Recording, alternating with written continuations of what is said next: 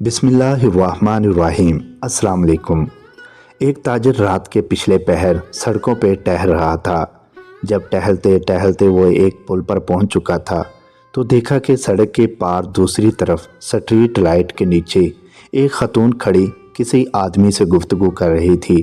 میں تھوڑا سا قریب گیا تو کانوں میں آواز پہنچنا شروع ہوئی۔ وہ خاتون کہہ رہی تھی، مجھے اتنے پیسے دے دو، جو کہو گے میں کرنے کو تیار ہوں۔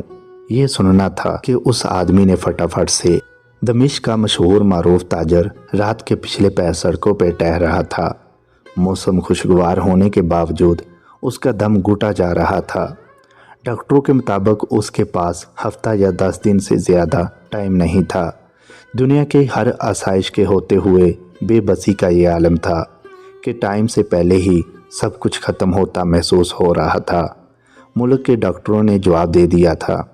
ایک ننھی سی امید تھی کہ امریکہ میں علاج ہو سکتا ہے، وہ بھی دم توڑ گئی جب وہاں کئی مہینے ٹیسٹ وغیرہ کروانے کے بعد سینئر ترین ڈاکٹر نے ایک دن آ کر نرمی سے سمجھایا کہ آپ کے پاس زیادہ ٹائم نہیں ہے، لہٰذا میرا مشورہ ہے اور عقل مندی یہی ہوگی کہ باقی کا قیمتی ٹائم آپ اپنے بیوی بچوں کے ساتھ گزاریں۔ رات کے اس پہر بے خبری کے عالم میں نہ جانے کتنی دیر ٹہلتا رہا۔ اس کی سوچوں کا تسلسل تب ٹوٹا جب ٹہلتے ٹہلتے وہ ایک تنگ سی بے رونق پل پر پہنچ چکا تھا۔ سڑک پر دوسری طرف سٹریٹ لائٹ کے نیچے ایک خاتون کھڑی کسی آدمی سے گفتگو کر رہی تھی۔ 30 سال کے لگ بھگ تھی۔ خاتون کا انداز منت سماجت والا تھا، جبکہ بندہ کوئی اوباش قسم کا تھا جو کہ اس کی بات نہیں مان رہا تھا۔ اس کے چلنے کی رفتار خود بخود آہستہ ہو گئی۔ کانوں میں جب آواز پہنچنا شروع ہوئی تو خاتون کہہ رہی تھی، خدا کے لیے مجھے اتنے پیسوں کی ضرورت ہے، بچے بھوکے ہیں، میں تمہارے ساتھ چلنے کے لیے تیار ہوں۔ جبکہ وہ اوباش قسم کا بندہ اس خاتون کی قیمت آدھی سے بھی کم دینا چاہ رہا تھا اور بول رہا تھا کہ اس سے بھی کم قیمت بنتی ہے۔ پھر وہ کندھے اچکاتا ہوا چل پڑا اور خاتون حسرت کی تصویر بنی کھڑی رہ گئی۔ میں تھوڑا آگے جا کر مڑا اور خاتون کی طرف چل دیا۔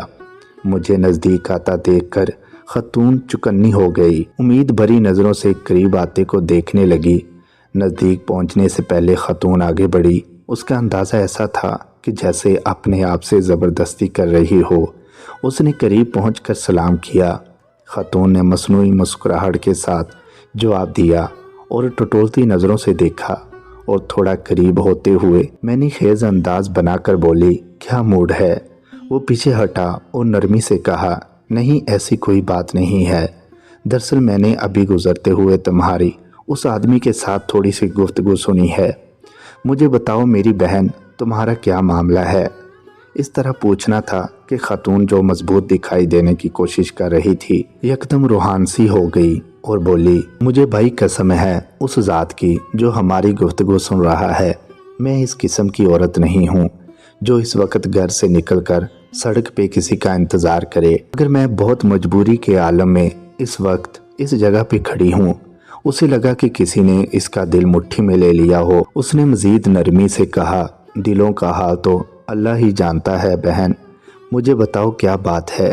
وہ بولی، میں ایک بیوہ عورت ہوں، میرے چھوٹے چھوٹے بچے ہیں، شوہر کو فوت ہوئے سال ہونے کو ہے۔ شروع میں تو پڑوسی رشتہ دار کچھ مدد وغیرہ کر دیتے تھے، پھر آہستہ آہستہ سب نے ہاتھ کھینچ لیا۔ گھر میں راشن نام کی کوئی چیز نہیں ہے، کرایہ دار کا صبر بھی ختم ہو گیا ہے۔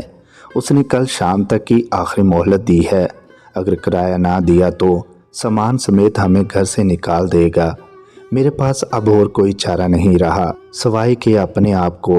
یہ کہتے ہوئے اس کی آواز بیٹھ گئی۔ اس آدمی نے بھی جلدی سے دوسری طرف مڑ کر بہانے سے اپنے آنسو صاف کیے، پھر مڑ کر جلدی سے بولا، بس بس ٹھیک ہے بہن، کوئی بات نہیں، اور اپنی جیبوں میں ہاتھ ڈالے تو پتہ چلا کہ جیبوں میں جو رقم ہے وہ نہ ہونے کے برابر ہے، کیونکہ جس عالم میں وہ نکلا تھا اسے تو ہوش ہی نہیں تھا۔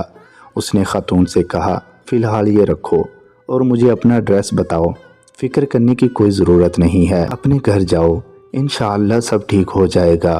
خاتون بے یقینی کے انداز میں اس کی طرف دیکھ رہی تھی، جیسے سوچ رہی ہو کہ اس پر بھروسہ کرے کہ نہ کرے۔ اس نے پھر سے یقین دہانی کرائی کہ تم جاؤ اور اپنا ایڈریس بتا دو۔ اس نے آخر کار ایڈریس بتا دیا اور پھر ایک طرف کو چل پڑی۔ تھوڑی دیر تک خاتون کو جاتا دیکھنے کے بعد وہ مڑا اور واپسی کی طرف تیزی سے قدم اٹھانے لگا۔ گھر پہنچ کر اس نے کافی مقدار میں نقدی لی اور ڈرائیور کو گاڑی نکالنے کو کہا، پھر خود ڈرائیو کرتے ہوئے شہر کے 24 گھنٹے کھلے رہنے والے سٹور سے راشن کی بڑی مقدار وین میں بھری اور خاتون کے بتائے ہوئے ایڈریس پہ پہنچ گیا۔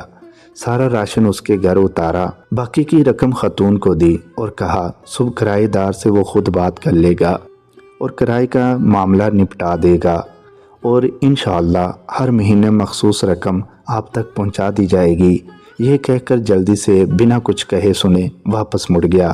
خاتون بت بنی بے چینی کے عالم میں کھڑی آنسوؤں بھری نگاہوں سے دیکھتی رہ گئی اور وہ وین سمیت نظروں سے اوجھل ہو گیا۔ اس کی کیفیت اب کافی بلکہ بہت مختلف تھی۔ اس کے انگ انگ سے خوشی پھوٹ رہی تھی۔ کچھ گھنٹوں پہلے جو اس کی حالت تھی وہ یکسر بدل گئی تھی۔ اب اسے ہفتہ 10 دن گزارنے کی جو فکر تھی وہ تھوڑی کم ہو گئی۔ ہفتہ 10 دنوں کا خیال آتے ہی اس نے کاغذ قلم لے کر خاتون کا ایڈریس لکھ کر وصیت لکھی کہ ہر ماہ باقاعدگی سے 4 لوگوں کے معقول سے بڑھ کر خرچے کی رقم اس ایڈریس پہ بھجوائی جائے اور کاغذ کو لفافے میں بند کر کے تجوری میں رکھ دیا۔ اب اسے لگ رہا تھا اپنے آخری سفر کے لیے وہ تیار ہے یا تھوڑی بہت تیاری کر لی ہے۔ پھر ہفتہ گزر گیا اور 10 دن گزر گئے، پھر مزید 10 دن، پورے 15 دن گزر گئے۔ گھر والوں کے کہنے کے باوجود وہ ہسپتال نہیں گیا اور پھر پورا 1 مہینہ گزر گیا اور اگلے مہینے کی رقم بھی اس نے فوراً بھجوا دی۔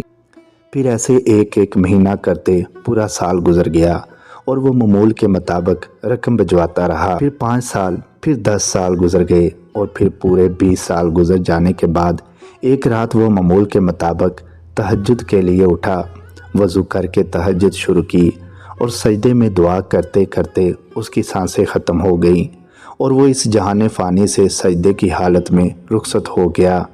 یہ سچا واقعہ یہاں ختم نہیں ہوتا، اصل خلاصہ تو اب آنا ہے۔ گھر والے جب صبح اٹھے تو اس کو سجدے کی حالت میں مردہ پایا۔ افسوس کے ساتھ ساتھ گھر والوں کو اس بات کی خوشی بھی تھی کہ اچھی اور مبارک موت ہوئی ہے۔